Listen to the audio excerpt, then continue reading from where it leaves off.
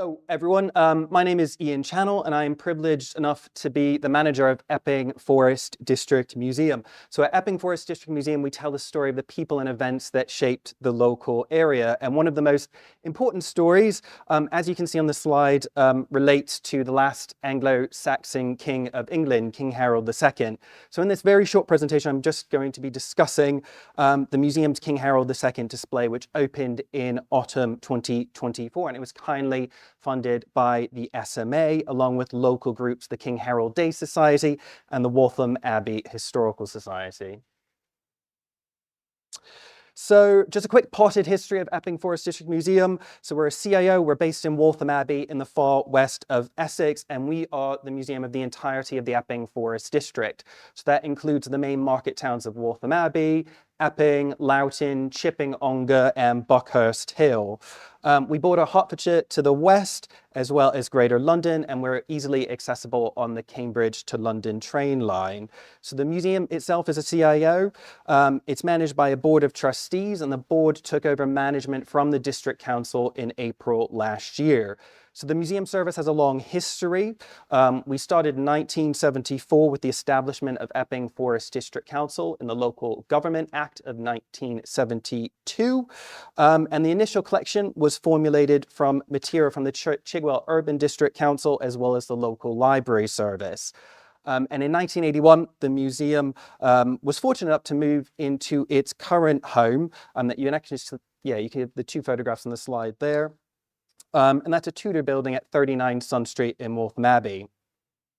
And that site on Sun Street, it brought together the collection of Epping Forest District Council, along with the Waltham Abbey Historical Society. And it was the Historical Society which took on the lease of the building from the council as it was unused, as plans to redevelop Sun Street were underway. So they're planning on demolishing all of Sun Street and putting up a snazzy 1970s shopping centre.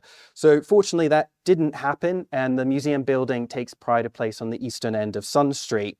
So the collection has continued to grow over the years. We had donations from Newer Museum Service 1995, Police Historical Collection of Waltham Abbey in 1995, and we presently retain about 75,000 objects covering all aspects of local history: archaeology, ethnography, photographs and flat works, oral histories, everything you can possibly imagine. But however, despite some fantastic early medieval built heritage in the district, so we have Waltham Abbey Church itself, as well as Greenstead Church near Chipping Ongar, which is one of the oldest wooden built Anglo-Saxon structures in Britain. The museum only has a very small collection of early medieval material. The selection we have, so objects are displayed over 6 galleries, and the bulk of our stored collection is stored on-site in environmentally monitored stores.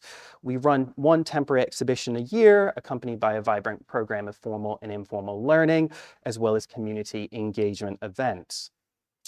So King Harold. So the town of Waltham Abbey is reputed to be the final resting place of King Harold II. There are obviously competing claims as well: Bosham in West Essex, Bishop Stortford in Hertfordshire, but Harold certainly had a close relationship to the small town. He had an affection for Waltham. He was given estates in the area by King Edward the Confessor. He visited frequently. He enjoyed hunting in Epping Forest. At the time, it would have been a larger forest. It would have been Waltham Forest, and it would have been most of East London and West Essex. But Waltham Forest was basically a royal hunter ground for the Saxon nobility. Waltham at the time as well was home to a church in which Holy Cross, a large black flint crucifix, was also installed under the reign of King Canute. Harold, he refounded the church in 1060.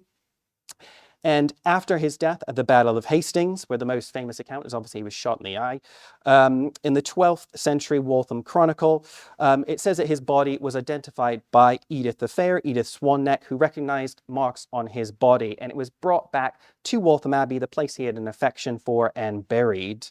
So the town itself actively celebrates the history and the story of Waltham Abbey. So the town promotes the town as King Harold's town. There's a statue in the niche of the church. There's a memorial behind the church. There's a King Harold Day annually every year. And now, thanks to the SMA, there's a fantastic new King Harold's battle axe display. So this is the lovely new display. So as part of King Harold's Day 2024, the museum unveiled a new display, and it was centered around the battle axe that you can see there. So the decision to put this object on display is really, we did not tell King Harold's story, and he's clearly a significant individual for the district. The axe head was found during the 1860 William Burgess-led redevelopment of the church. So William Burgess was a Gothic revival architect, probably best known for Cardiff Castle and Castell Coch. But William Winters, in his 1888 books, he was a local Essex archaeologist and historian. You can see the quote in the top right there.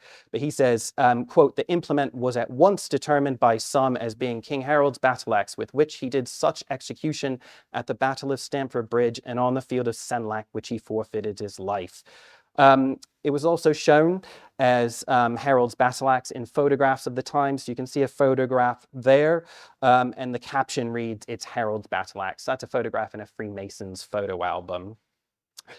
So we put together a display. We've included a King Harold II coin, as well as a book by Lord Lytton, The Last of the Anglo-Saxon Kings, which is sort of this nationalistic Victorian take on King Harold. But the display really kind of came together nicely. I should just say, obviously, we can't prove this is King Harold's battle axe, but indeed, I mean, the story really shows the fascination people have had in Waltham Abbey with King Harold that still can exist to this day, essentially. So thanks to the support of the SMA, King Harold Day Society, and Waltham Abbey Historical Society, we were able to commission blacksmith Isaac Owen to make a replica of the battle axe. So you can see him putting it on the wall there. It is firmly fixed. You cannot rip it off, I hope. So Isaac was an apprentice of well-known blacksmith Hector Cole, who some of you might have heard of. So the replica shows what the axe would have looked like and felt like if it was an Anglo-Saxon battle axe. So they used a type of axe called a Dane axe or a long axe. It would have had a long haft and a reasonably light blade, allowing it to be easily carried and wielded in combat. So it's a fantastic replica. It's been safely attached to the wall, but allows for hands-on learning for museum visitors. So it offers sort of a multi-sensory experience.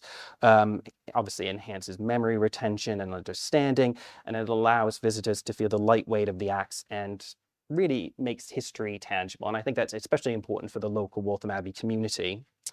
So as I said, the axe was unveiled during King Harold Day 2024, and that's really a day that the museum has historically only played a minor part.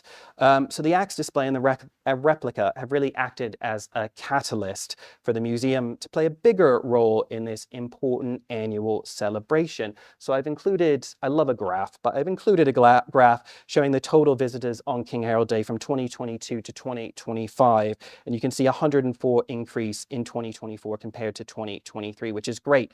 And we've improved on those numbers again this year. So in 2024, the museum welcomed 167 adults and 75 children to the museum. And on the day itself, apart from the new display, visitors could try their hands at Anglo-Saxon biscuit making. Rest assured, it was disgusting. You can have a chat with reenactors, Swords of Penda, Children of Loki. In our core gallery, children could make a Sutton Hoo helmet, or you could listen to bespoke storytelling with Red Phoenix Storytelling. Our 2025 celebrations were an even bigger success. We welcomed about 300 people to the museum, and we're already planning something bigger and better for next year, because obviously the Bayeux Tapestry is coming to London. So thanks to the new display and the fantastic interactive by Isaac and the SMA, this rather small project has been a real catalyst for the museum to raise its profile and celebrate Waltham Abbey's significant heritage. So just briefly, just want to finish up by saying thanks very much for listening. You're all very welcome to visit the museum in Waltham Abbey, and hopefully see you at next year's King Harold Day on the 10th of October 2026. If you do show up, you're expected to dress up, so we can all make fools of ourselves.